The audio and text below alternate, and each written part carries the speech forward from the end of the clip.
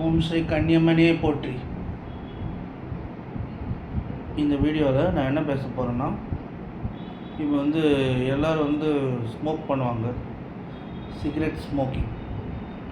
அதை எப்படி டோட்டலாக குவிட் பண்ணணும் அப்படிங்கிறத பற்றி பேச போகிறேன். சிகரெட் ஸ்மோக்கிங் பார்த்திங்கன்னா ஒரு ஒரு 10 வருஷம் பழக்கமாகிடுச்சுன்னு வச்சுக்கோங்க. அப்புறம் அதை டோட்டலாக நிறுத்துறது ரொம்ப கஷ்டமாயிடும். அது எந்தளவுக்கு கஷ்டமாகும்னா, டெய்லி ஒரு 4-5ஆவது கேட்கும். அந்தளவுக்கு அது ரொம்ப ஒரு கஷ்டமான விஷயமாயிடும். ஸோ அப்படி தான் எனக்கு தெரிஞ்சவங்கள கிட்ட நான் பார்த்துட்ருக்கேன். ஸோ அதை எப்படி டோட்டலாக கட்டுப்படுத்துறதுன்னா, அதுக்கு இணையான ஆக்டிவிட்டீஸை நம்ம பார்க்கணும். ஸோ அதுக்கு நம்ம டோட்டலாக அடிக்ட் ஆகிட்டோம்னு நினைக்காம, அதுக்கு பதிலாக நம்ம வேறு ஆக்டிவிட்டீஸை ரீப்ளேஸ் பண்ணணும். ஃபார் எக்ஸாம்பிள் நம்ம அதுக்கு பதிலாக சூவிங் கம் சூ பண்ணலாம்.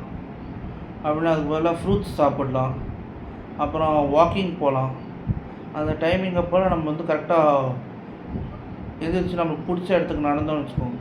ஒரு கோவிலுக்கோ, இல்லை ஒரு மாலுக்கோ, இல்லை ஒரு மூவிக்கோ, இங்கே நம்ம நடந்து போகிறோம் அப்படின்னா அது டோட்டலாக அதுக்கான ரீப்ளேஸ்மெண்ட்டாக மாறிடும். அந்த இடத்துல நம்ம நம்ம ஃபேவரட் ஹாபியாக வேறு ரீப்ளேஸ் பண்ணணும். ஃபார் எக்ஸாம்பிள் பாட்டு பாடுறது, பாட்டு கேட்குறது, அதில் பிடிச்ச புக்ஸை படிக்கிறது. இப்படியே நம்ம நாலேஜை வளர்த்துக்கிட்டோன்னா நம்மளுக்கு அந்த ஸ்மோக்கிங் ஹேபிட் டோட்டலாக மறந்துடுவோடனே நம்மளே அதை குவிட் பண்ண ஆரம்பிச்சு.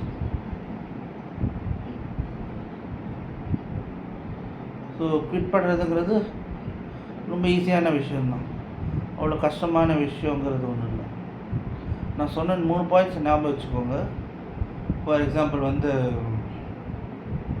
வாக்கிங் போகிறது, ஃப்ரூட்ஸ் சாப்பிட்றது, சூவிங்கம் போடுறது, அப்புறம் சூவிங்கம் எழுதுறது, அப்போ நம்மளுக்கு பிடிச்ச ரெஸ்டாரண்ட்டுக்கு போயிட்டு பிடிச்ச சூப் சாப்பிட்றது.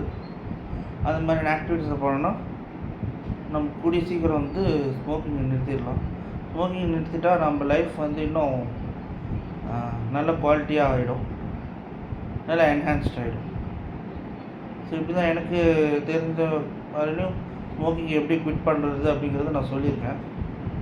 உங்களுக்கு ஹெல்ப்ஃபுல்லாக இருந்ததுன்னா நீங்கள் அதை யூஸ் பண்ணிக்கோங்க. நன்றி.